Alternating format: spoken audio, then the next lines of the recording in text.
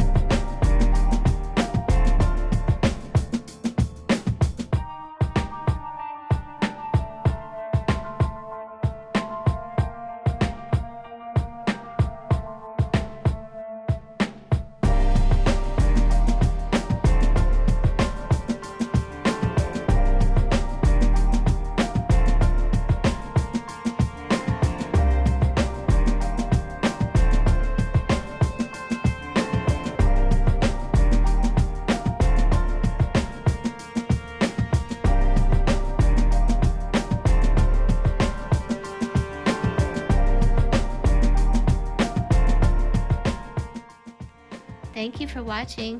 If you liked the video, please give me a thumbs up and please subscribe. Have a good day.